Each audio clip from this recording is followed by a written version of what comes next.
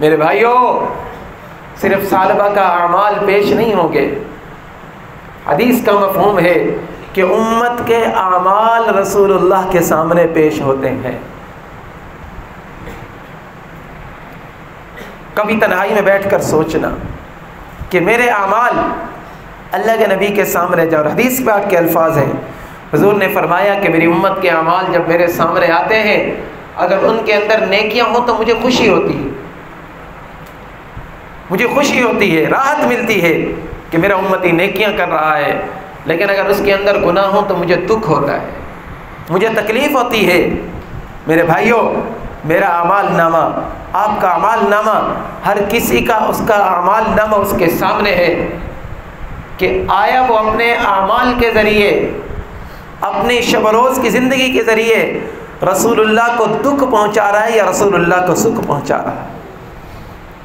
اللہ کے نبی کے ساتھ بے وفائیاں نہ کرو۔ یہ بے وفائی ہے کہ وہ تو ہمارے لیے مانگتے گئے، کتنا مانگا، کتنی باتیں کی۔ اللہ کہہ رہے قم اللیل الا قلیلا، میرے محبوب آپ رات کو زیادہ کھڑے نہ ہوں۔ اماں فرماتی ہیں کہ میں نے رسول اللہ کو دیکھا کہ آپ کے قدم مبارکوں کے اوپر ورم آ جایا کرتا تھا۔ پوچھا میں نے یا رسول اللہ کیوں؟ فرمایا افلا اکون عبدا شکورا، کیا میں اللہ رب العزت کا شکر گزار بندہ نہ بنوں؟ میرے بھائیوں، حضور علیہ الصلوۃ والسلام نے تو ہمارے ساتھ وفائیں کی ہیں۔ اب ہم اپنی زندگی کے اندر اپنے اعمال کو دیکھ کر یہ خود فیصلہ کر سکتے ہیں کہ ہم نے اللہ کے نبی کے ساتھ کتنی وفائیں کی ہیں۔ توبہ کا دروازہ بند نہیں ہوا ہے، توبہ کا دروازہ کھلا ہوا ہے۔ رمضان المبارک کا مہینہ ہے، جمعۃ المبارک کا دن ہے، ہو سکتا ہے کہ آخری جمعہ ہو، اور ہو سکتا ہے کہ میری آپ کی زندگی کا آخری جمعہ ہو۔ آپ میں سے یا میں یہ لکھوا کر نہیں لایا اللہ سے کہ میں اگلے جمعے تک زندہ رہوں گا۔ التائب من الذنب کمن لا ذنب له، پیارے محبوب کے پیارے الفاظ ہیں، میری امت توبہ کر لو، توبہ کر لو، معافی مانگ لو۔ جب تم نے توبہ کر لی، معافی مانگ لی، تم ایسے ہو جاؤ گے کہ جیسے تمہارا گناہ تھا ہی نہیں۔ حدیث پاک کے اندر آتا ہے، حضور علیہ الصلوۃ والسلام نے فرمایا کہ توبہ کرنے والا آدمی جب توبہ کرتا ہے، اپنے آنسو گراتا ہے، اس کے آنسو زمین پر بعد میں گرتے ہیں، اللہ اس کی پہلے بخشش کر دیتا ہے۔ اس لیے میرے بھائیوں، یہ زندگی موقع ہے۔ میری بات یاد رکھیں کہ ہم میں سے کوئی یہ نہیں لکھوا کر لائے کہ میں بوڑھا ہو جاؤں گا تو پھر میں توبہ کروں گا پھر ٹھیک ہو جائے گا۔ ہمارے ساتھ کے کتنے چلے گئے؟ میں نوجوانوں سے پوچھتا ہوں، ہمارے ساتھ چلنے والے کتنے چلے گئے؟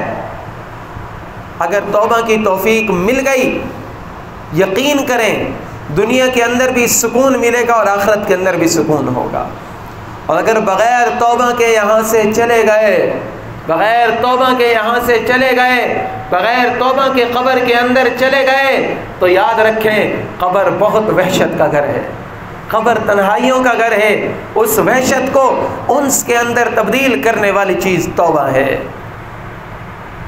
ہم یہ نہیں کہتے کہ آپ کھڑے ہو جائیں، گڑ گڑائیں، معافی مانگیں۔ توبہ کا تعلق اللہ اور بندے کا ہے۔ میرا یہ حق نہیں بنتا کہ میں کسی کے بارے میں فیصلہ کروں کہ اس کی توبہ قبول ہے یا نہیں۔ یہ بندے کا اور اللہ کا تعلق ہے، اس لیے اپنے تعلق اللہ کے ساتھ مضبوط بنائیں۔ دیکھیں نا، شیطان اللہ کی نافرمانی کی ہوئی تھی، بہت بڑی نافرمانی کی ہوئی تھی۔ اس نافرمانی کے اندر اس نے اللہ سے دعا مانگی ہے کہ اللہ مجھے مہلت دے دے۔ اللہ رب العزت نے اس وقت بھی اس کی دعا قبول کر لی۔ شیطان کی دعا عین نافرمانی کے عالم میں بھی اللہ نے قبول کی ہے۔ تو میرے بھائیوں، کیا رائے ہے کہ اگر ہم کلمہ پڑھتے ہوئے، اللہ کے محبوب کے اوپر درود و سلام پڑھتے ہوئے، مساجد کے اندر ذکر اذکار کرتے ہوئے، ندامت کے آنسو بہاتے ہوئے اللہ رب العزت کے حضور توبہ کریں گے تو اللہ رب العزت ہم سے کتنا راضی ہوگا۔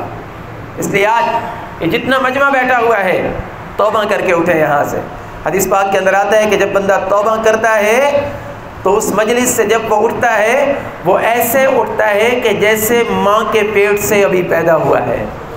جیسے بچہ پیدا ہوتا ہے اس کے نامہ اعمال کے اندر کوئی گناہ نہیں ہوتا. التائب من الذنب کمن لا ذنب له. توبہ کرنے والا بھی اس طرح ہوتا ہے. توبہ ایسا تریاق ہے یہ بڑے بڑے گناہوں کو ختم کر دیتی, بڑے بڑے گناہوں کو ختم کر دیتی. اور جو 4 گواہ میں نے بتائے نا, جو ہمارے گناہوں کے اوپر گواہ بنیں گے, اعمال نامہ ہو گیا, فرشتے ہو گئے, زمین ہو گئی, ہمارے اعضاء ہو گئے, اللہ رب العزت ان سب کو بھلا دے گا. اور حدیث پاک کے اندر آتا ہے کہ اللہ رب العزت خود ان کو بھلا دے گا, اور اللہ رب العزت جب بندہ توبہ کرتا ہے اس کی توبہ کو خود قبول کرتا ہے اللہ. اس لیے آج جمعۃ المبارک کا دن ہے. عزم کریں کہ آج کے بعد انشاءاللہ کوئی نافرمانی نہیں کریں گے, اللہ کو ناراض نہیں کریں گے, اللہ کے محبوب کو ناراض نہیں کریں گے, نیک کام کریں گے, 5 وقت نماز کی پابندی کریں گے, ہمارے اوپر جن کے حقوق ہیں ان کے حقوق ادا کریں گے, حقوق العباد ادا کریں گے, اور حقوق اللہ کی معافی مانگیں گے, اور آئندہ سے انشاءاللہ یہ عزم کرتے ہیں کہ اللہ کو بھی راضی کریں گے, اللہ کے محبوب کو بھی راضی کریں گے. اللہ رب العزت سے دعا کریں جو معروضات پیش کی اللہ رب العزت عمل کرنے کی توفیق عطا فرمائے. آمین. وآخر دعوانا ان الحمد للہ رب العالمین.